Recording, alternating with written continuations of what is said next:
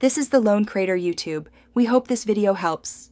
You start by verifying your service is active in the T-Mobile app and confirming plan status. If it isn't, call support.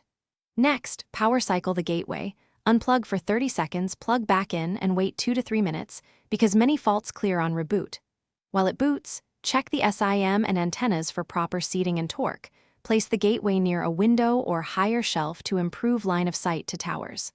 Once done, note signal LED behavior before moving on. Now you dive into diagnostics.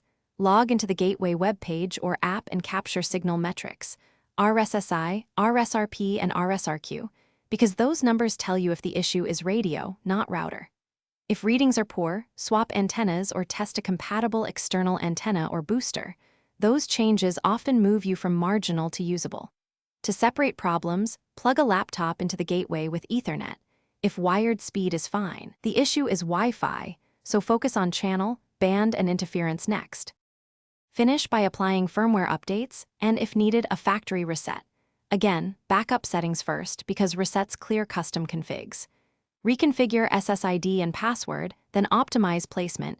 Use 5 GHz for close devices and 4 GHz for wider coverage, and reduce interference by moving away from microwaves and cordless phones.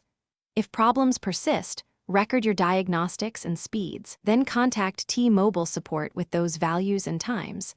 One key troubleshooting tip: try a temporary alternate SIM or hotspot to confirm carrier versus hardware fault. Thanks for watching. Consider subscribing if we helped you.